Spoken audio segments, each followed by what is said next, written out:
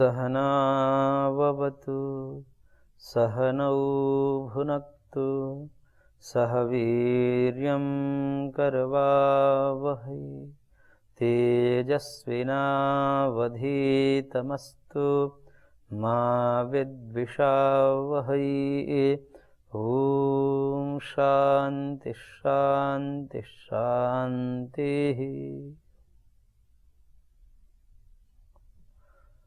ओम श्री परमात्मा ने नमः। सांख्य कारिका कक्षा में आप सभी का हार्दिक अभिनंदन है। हम सांख्य कारिका के दूसरे कारिका दृष्टवदान श्रविकः सहि विशुद्धि क्षयातिशय युक्तः तद विपरीत श्रेयान व्यक्ता व्यक्त जय विज्ञानात्, इस कारिका पर विचार कर रहे थे, जिसमें महर्षि ने ये कहा कि जिस प्रकार से दृष्ट उपाय यानी कि जिस प्रकार से लौकिक उपाय हैं, औषधि कंचन कामनी आदि का प्रयोग, और वो जिस प्रकार से दुखों को हटाने में समर्थ नहीं हो पाता, सर्वांश में सर्वथा सभी प्रकार को दुखों से मुक्त कराने में जिस प्रकार से वो समर्थ नहीं हो पाता, इसी प्रकार से जो वैदिक कर्मकांड, हिंसा मूलक कर्मकांड, दो प्रकार कर्मकांड होते हैं। कर्मकांड तो एक ही प्रकार के होते हैं, लेकिन एक और प्रचलन में आ गया, धूर्तों के द्वारा उसका प्रचलन किया गया, इसलिए वो हिंसक कर्मकांड को महर्षि ने यहाँ पर खंडन किया और कहे कि जो हिंसक कर्मकांड है, जिसमें हिंसा का विनियोग है, जिसमें पशु बलि आदि का सन्निवेश है, इस प्रकार के यज्ञ से, इस प्रकार के हवन से कतई स्वर्ग की प्राप्ति, दुखों से मुक्ति तीनों कालों में सदा सर्वदा के लिए संभव नहीं है। क्योंकि जो स्वयं अशुद्ध है, अशुद्धता क्या है इसमें? पाप युक्त है, हिंसा युक्त है, हिंसा का सन्निवेश है ऐसे याग में। ऐसे याग का जो समर्थन करते हैं जिसमें पशु बलि है, तो उन पशु बलि क्या है? पशु बलि हिंसा है, और हिंसा पाप कर्म है, और पाप का फल क्या होता है? नरक होता है, दुख होता है। और ऐसे पाप युक्त कर्म कांड से कोई स्वर्ग की परिकल्पना करे, वो स्वर्ग किस प्रकार का? वो एक प्रकार का अमृतत्व है, एक प्रकार से जो है वही फल मिलता है जो फल महर्षियों को मिलता है, साधकों को मिलता है, योगियों को मिलता है, जो निरंतर अपने जीवन में अहिंसा व्रत का पालन करते हैं, और उनको जो फल अमृतत्व की प्राप्ति होती है, वही फल इन हिंसा युक्त कर्मकांड से मिल जाएगा। ऐसी जो परिकल्पना आई है, उसका पुरजोर खंडन महर्षि करते हैं और कहते हैं कि नहीं हो सकते। दृष्ट उपायों की भांति ये जो वैदिक उपाय हैं, हिंसा युक्त जो कर्मकांड है, वो त्याज्य है, इससे नहीं हो पाएगा, क्योंकि सब नरक के साधन है। अब इस विषय में पूर्व में भी हमने संकेत किया कि हिंसा के समर्थन में भी लोग खड़े होते हैं, और उन हिंसा का संबंध वेद से बना देते हैं और कहते हैं कि नहीं, वेद में कहा है हिंसा का, इसलिए सही है। क्योंकि जैसे संविधान में कह दिया जाए, क्योंकि वेद संविधान है, वेद विश्व का संविधान है, केवल एक संप्रदाय विशेष का, व्यक्ति विशेष का ये ग्रंथ नहीं है। वेद विश्व का ग्रंथ है, संसार का ग्रंथ है, मानव मात्र के लिए है। इसलिए यदि उसमें लिखा जा रहा है, इसका मतलब ठीक है। जैसे आज के संविधान है, उस संविधान में गौ हत्या जो है अपराध नहीं है, क्योंकि उसके लाइसेंस स्वयं सरकार देती है। तो यदि कोई गौ हत्या लाइसेंस लेकर कर रहा है, तो उसको सरकार बांध नहीं पाएगी, आप उस पर केस नहीं कर पाएंगे, और वो लौकिक दृष्टिकोण से, यहाँ के संविधान के दृष्टिकोण से वो व्यक्ति सुकर्म कर रहा है। तो इस प्रकार से जैसे संविधान में यदि उसकी अनुमति मिल गई, तो चाहे हिंसा ही क्यों न हो, उसको संविधान फिर बरी कर देता है, बांधता नहीं है, उसको दंडित नहीं करता, उसे अपराधी नहीं मानता। ऐसे ही यदि वेद ने समर्थन कर दिया तो फिर वो सुकर्म हो गया, चाहे हिंसा ही क्यों ना हो। और उसके लिए नाना प्रकार के तर्क, वितर्क, कुतर्क दिए जाते हैं। सारे कुतर्कों का खंडन एक तो ऐसे ही सहज रूप से अंदर से शांत होकर के व्यक्ति थोड़ा सा विचार करता है तो उसको लगता है कि ऐसा कैसे हो सकता है कि एक निरपराध पशु की बलि देकर हत्या करके और आप कहते हैं कि स्वर्ग में चला जाएगा। ये थोड़ा सा हम सोचते हैं तो ही लग जाता है, इसमें ज़्यादा पढ़ने की भी आवश्यकता नहीं। थोड़ा सा यदि हम सोचते हैं तो कहते हैं नहीं, ऐसा तो ठीक नहीं है। यदि ऐसा है तो फिर तो भगवान बुद्ध ने इसीलिए तो वेदों का खंडन कर दिया, इसीलिए खंडन किया। इन वेदों में जो हिंसा का समर्थन करते हैं, हिंसा का संबंध वेदों से जोड़ देते हैं और कुतर्क करके शब्दों को खींचातानी करके, क्योंकि संस्कृत इतना समृद्ध है, उसमें एक शब्द के अनेक अर्थ हो जाते हैं। जैसे आलभन, पशुम आलभेत, वेद का वचन है। पशुम आलभेत, और आलभन का दो अर्थ है, एक तो मारना भी अर्थ है और एक स्पर्श करना भी अर्थ है। अब यह है कि आपने आलभन का अर्थ वहां पर हत्या वाला ही क्यों दिया, स्पर्श करना भी अर्थ हो सकता है। बहुत सारे आप देखेंगे कि बहुत सारे पूजा होती है, उसमें पशु का प्रयोग होता है। जैसे गाय को बुलाया जाता है, उसका पूजन किया जाता है, उसका स्पर्श किया जाता है। ऐसे ही उन यागों में पशुओं के स्पर्श का विधान भी हो सकता है। वही है, पशुओं को बुला करके वहां पर ले आ करके और उनका स्पर्श आदि किया जाता है, वो शुभ माना जाता है। बकरे आदि का भी कथन है कि बकरे का यहाँ पर स्पर्श करना है, सफेद बकरे का स्पर्श करना है, वो सब विधि विधान है। तो उसमें आपने आलभन का अर्थ जो है हिंसा ही क्यों लिया? जब स्पर्श करना भी अर्थ हो सकता है तो आपने हिंसा ही अर्थ क्यों लिया? यहां पर मतभेद है। एक जो उसका समर्थन करने वाला है वो कहता है कि वो उन शब्दकोशों में वो अर्थ दिखा देता है कि देखिए आलभन का मत ये अर्थ होता है। और जो अहिंसा का समर्थन करता है कि नहीं, ऐसा हो ही नहीं सकता कि वेद में हिंसा का कथन है, क्योंकि वेद ने स्पष्ट रूप से मना किया, मां हिंस्यात् सर्वभूतानि, किसी भी प्राणी की हिंसा ना करे, किसी भी प्राणी की हिंसा ना करे। ये जब वेद मना कर दिया, इसमें कुछ छोड़ा ही नहीं, सर्वभूतानि कर दिया। किसी भी प्राणी की आप कष्ट नहीं पहुंचा सकते, मार नहीं सकते, तो आप फिर कैसे मार सकते? अब इसमें भी जो है कुतर्क करने वाले कहते हैं कि ये तो सामान्य नियम है जी, सामान्य नियम है, और सामान्य नियम जो है तो रहते ही हैं, लेकिन उसमें कुछ अपवाद होते हैं।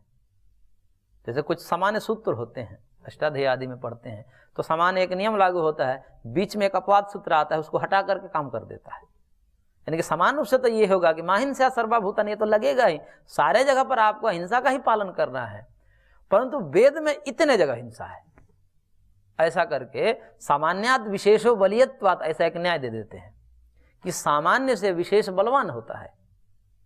कि जैसे सामान्य नियम है कि रोज संध्या उपासना करनी है, रोज प्रतिदिन संध्या उपासना करनी है, ये नियम हो जाए। और मान लें कि संध्या उपासना के समय ही आपके झोपड़ी में आग लग जाए या उस जगह आग लग जाए, तो अब क्या करना है? वहां आप बैठ के संध्या करेंगे या भागेंगे? तो कह रहे हैं कि यह जो अब आया आपद धर्म है, ये विशेष है। समान रूप से तो आपको करना यह नियम ही है, लेकिन अब तो आपद धर्म आ गया, अब यहाँ तो भागना ही, अब तो छोड़ना ही पड़ेगा आपको। इसलिए यदि कोई इस प्रकार से छोड़ भी देता है तो वह पाप का भागीदारी नहीं बनेगा, क्योंकि विशेष काल में जो विशेष कर्म होते हैं वो सामान्य को हटा करके यदि वहां लागू कर दिया जाए तो भी वो बाधित नहीं होते, वो नियम बाधित नहीं होते हैं, यानी कि वो दोषी नहीं होता। तो इस प्रकार से वो कहते हैं कि सामान्य नियम है कि किसी भी प्राणी की हिंसा ना करें, परंतु विशेष परिस्थिति में, विशेष परिस्थिति क्या है? वो याग है, उन यागों में आप कर सकते हैं। तो उनको ये कहा था कि भाई ये तो श्रुति बाधित हो गई। कौन सी श्रुति?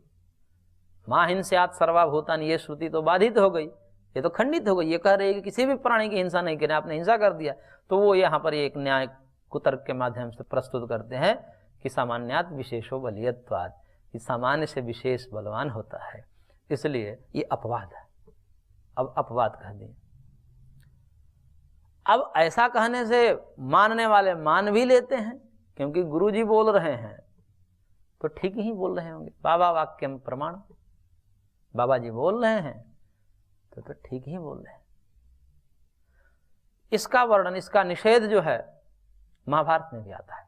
शांति पर्व में भी एक श्लोक आता है और पूरा वो कहानी है, वो कहानी पढ़नी चाहिए। वहां पर एक श्लोक आया है और उसमें ये कहा कि शूरा मत्स्या पशुर्मांसम द्विजातीनां बलिस्तथा धूर्तैः प्रवृत्तम यज्ञेन एतद् वेदेषु कल्पितम्। करें कि शूरा मत्स्या पशुर्मांसम। शूरा मतलब शराब, मछली, पशु मांस, ये सब जो हवन आदि के माध्यम से विशेष अनुष्ठानों में जो जोड़ा गया है, वो कब और किसने जोड़ा? जिसने भी जोड़ा, धूर्तैः प्रवर्तितम, धूर्तों ने ये चलाया है। नैतद् वेदेषु कल्पितम, ये वेद का मत नहीं है। ऐसा महर्षि वेदव्यास जी महाभारत में स्पष्ट रूप से मना करते। शूरा मत्स्या पशुर्मांसम द्विजातीनां बलिस्तथा धूर्तैः प्रवृत्तम यज्ञेन एतद् वेदेषु कल्पितम। धूर्तों ने ये वेद में चलाया है, वेद का मत ऐसा है ये कह करके चलाया है और वेदों में जोड़ दिया है और कर्मकांडों में जोड़ दिया है। इस प्रकार से ये कौन लोग हैं? धूर्तैः, धूर्त हैं। तो धूर्तैः प्रवर्तितम यज्ञ, ये यज्ञ में धूर्तों ने प्रवृत्त किया है अपने खाने पीने के लिए। जो जैसा है वैसा ही अपना प्रसाद चढ़ाता है। तामसिक है, तामसिक व्यक्ति अपना मांसादि का ही कहते हैं कि देवी मांग रही है, ये देवता मांग रहे हैं। अरे देवता काहे मांगेंगे भाई? तुम मांग रहे हो ऐसा कहो, देवता क्यों मांगेंगे? देवता तुम्हारे उसके भूखे हैं, द्रव्य के भूखे हैं, तो भाव के भूखे होते हैं। भाव से यदि तुम कुछ भी दे दो तो ग्रहण कर लेंगे। देवता इस द्रव्य के भूखे हैं तुम्हारे, वो भी जीवों के हत्या। जिन देवताओं ने इनको जन्म दिया, जिन देवताओं ने इन पशुओं को, पक्षियों को, मनुष्यों को भी जन्म दिया, वो देवता उसकी बलि मांगेंगे। ये सामान्य भी सोचने से समझ में आ जाती है। लेकिन फिर भी एक लंबी परंपरा जो है इसकी चली है, अभी भी बीच बीच में कहीं ना कहीं आती रहती है। लेकिन सुनने वालों को, समझने वालों को इस सांख्य कारिका के माध्यम से, महर्षि कपिल के माध्यम से ये बात बैठा लेनी है कि ये वेदों का मत नहीं है, ये धूर्तों के द्वारा चलाया गया है। इसलिए इसमें स्पष्ट रहें, दृढ़ रहें। कोई कितना भी कुछ कहे कि वेदों में ऐसा कहा है, ये देखिए यहाँ ऐसा अर्थ है, ऐसा अर्थ दिखा दे, तो भी नहीं मानना है। यह श्लोक याद रखिए, धूर्तैः प्रवर्तितम यज्ञ न एतद् वेदेषु कल्पितम। धूर्तों के द्वारा ही चलाया गया है, क्योंकि अहिंसा सकलो धर्म, हिंसा धर्मस्तथा हिता। अहिंसा ही सकल धर्म है, समस्त धर्म है, यानी कि पूर्ण धर्म जो है वह हिंसा है। हिंसा तो अधर्म ही है। वही पर शांति पर्व में ही आगे कहा गया। अब कोई कहे कि भाई हिंसा जो है यदि अधर्म है तो क्षत्रियों के लिए हिंसा का विधान क्यों किया है?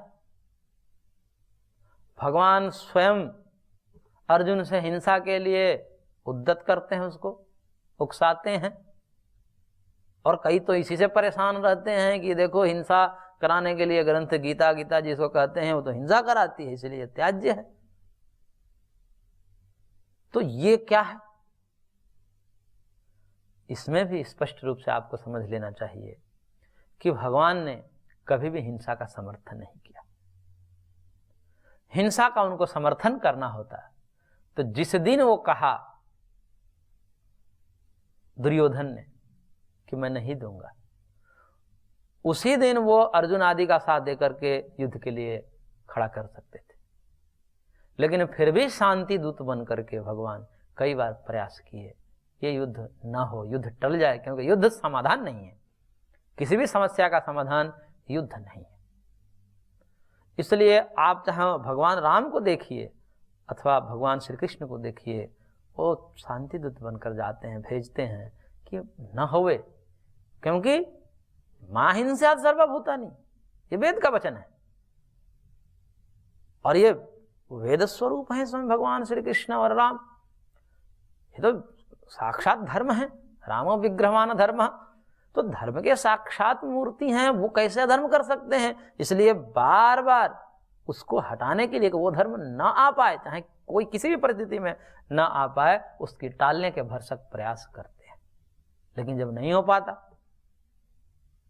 तब आपद धर्म बन जाता है, कब तो करना ही पड़ेगा, क्योंकि ये ना करेंगे तो यह व्यक्ति और आगे हिंसा को फैलाएगा और भी हिंसा इस जगत में बढ़ जाएगी। इसलिए हिंसा के निदान के लिए यदि हिंसा की जा रही है तो उसको आपद धर्म माना जाता है। यदि कहीं चीड़-फाड़ करके, कोई ऑपरेशन करके किसी व्याधि को हटाया जा सकता है तो चीड़-फाड़ आवश्यक है, लेकिन इसका मतलब कि नहीं कि किसी को चीड़-फाड़ करते रहे ऐसे ही। आपद धर्म है और डॉक्टर उसको समझते हैं कि भाई ये चीरा हम क्यों लगा रहे हैं, इसको कष्ट हम क्यों दे रहे हैं? ये कष्ट दे रहे हैं ताकि ये आगे सुखी हो जाए। इसलिए ये जो असामाजिक तत्व बीच में आ जाते हैं, जिसके माध्यम से भयंकर हिंसा होने की संभावना रहती है बराबर, उनको हटा देने से बाकी सब समस्याएं खत्म हो जाती है। इसलिए वो आपद धर्म के रूप में हिंसा का कथन वहां पर किया गया है, लेकिन वो उस हिंसा का हम पालन नहीं कर सकते, वो धर्म नहीं हो सकता। चाहे वो क्षत्रियों के लिए ही क्यों ना हो, वो हिंसा का धर्म नहीं हो सकता। यदि क्षत्रियों का हिंसा धर्म होता तो 24 घंटा उनके लड़ने के लिए छोड़ दिया जाए, क्योंकि धर्म वो होता है जिसको हम धारण कर सके, जिसमें हम 24 घंटा रह सके, वो हमारा धर्म है। तो यदि कोई क्षत्रिय है, कोई सैनिक है, कोई आर्मी का व्यक्ति है, ऐसा हो सकता है 24 घंटा हिंसा में मार काट में रह सकता है? हो ही नहीं सकता। वही चाहता है कि ना होवे, सब चाहते हैं ना हो, लेकिन क्यों शस्त्र दिया जाता है उसको? आपद धर्म के लिए दिया जाता है, किसके लिए? तो मारते चलो आप, इसके लिए नहीं दिया जाता। इसलिए उस आपद धर्म यदि आ जाए तो उस समय क्या करना है, तब करना है। इसलिए आप दोनों ही घटनाएं देख लीजिए, चाहे रामायण की हो या महाभारत की है, दोनों घटनाओं में अंत में भगवान राम के द्वारा भी ब्रह्म हत्या का प्रायश्चित किया गया है और पांडवों के द्वारा भी वो जो हिंसा है वहां भी प्रायश्चित किया गया, क्योंकि वहां भी उनको पाप लगा है। क्योंकि ठीक है, हम आपद धर्म के द्वारा कोई हमारे पास विकल्प नहीं था, इसलिए करना ही पड़ेगा, करना ही पड़ा, कोई उपाय ही नहीं बचा, लेकिन फिर भी गलत है। प्रायश्चित क्यों किया जाता है? प्रायश्चित किसका होता है? पाप का प्रायश्चित होता है। पुण्य कर्म का कहीं प्रायश्चित हमने देखा है? कहीं भी पुण्य कर्म का प्रायश्चित नहीं होता है। इसलिए ये जो प्रायश्चित बता रहा है कि ये कर्म हुआ है, हुआ तो गलत है, हमारे पास विकल्प नहीं था, क्या करें, लेकिन हुआ गलत है। क्यों? क्योंकि वेद कहता है मां हिंस्यात् सर्वभूतानि। इसलिए किसी भी प्रकार से हिंसा का समर्थन करना वो धर्म नहीं हो सकता। अहिंसा सकलो धर्म, अहिंसा ही पूर्ण धर्म है। और हिंसा जहां भी धर्म के रूप में कथन किया जाता है वो आपद धर्म है, उतने मात्र के लिए है, लेकिन वो भी है पाप ही। इसलिए जगत में शांति बना रहे, राष्ट्र में शांति बना रहे, यही प्रयास करने चाहिए सबको। हिंसा न हो, युद्ध आदि न हो, ये भरसक टालने के प्रयास किए जाते हैं।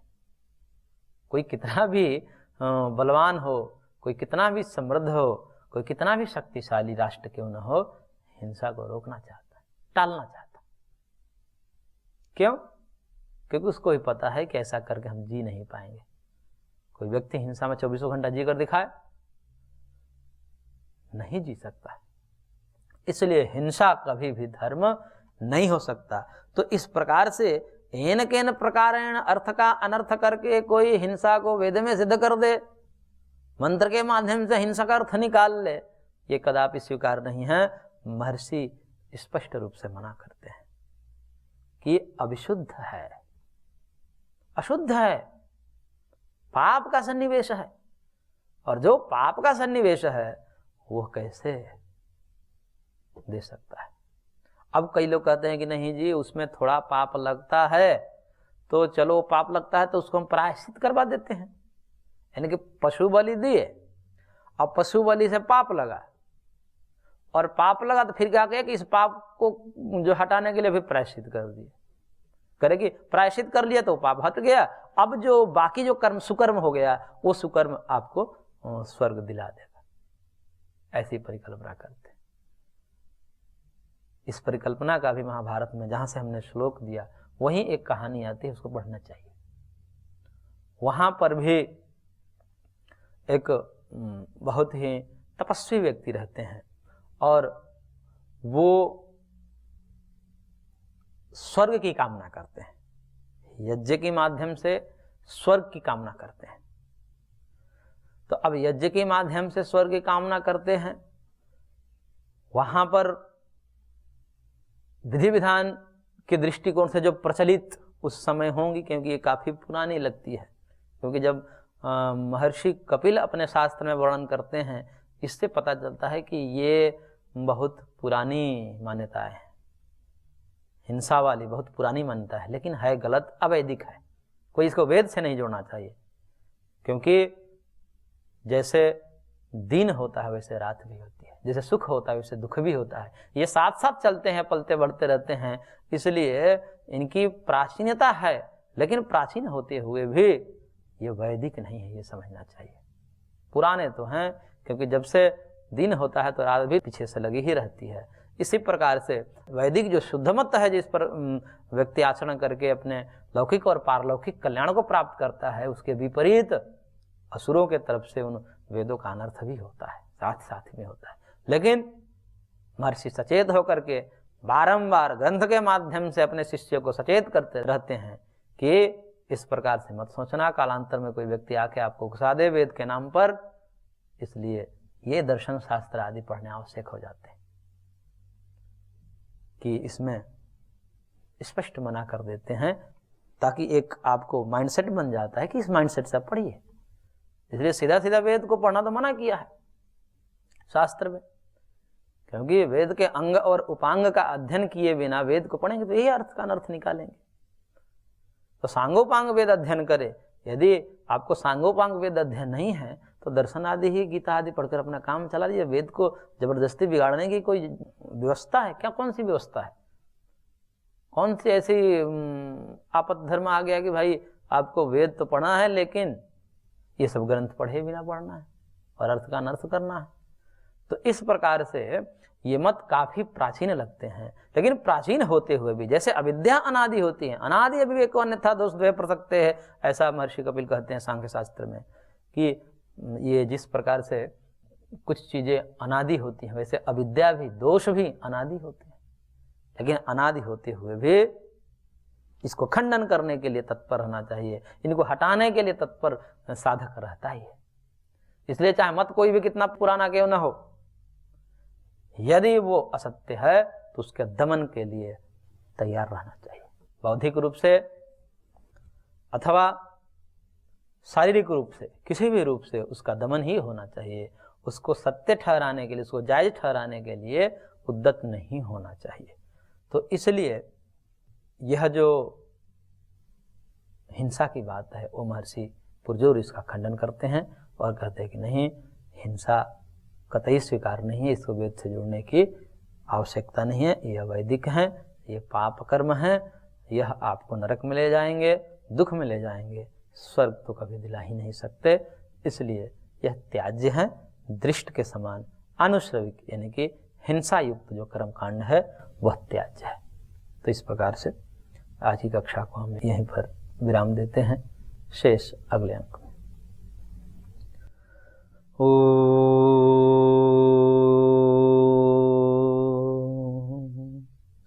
शांति शांति शांति।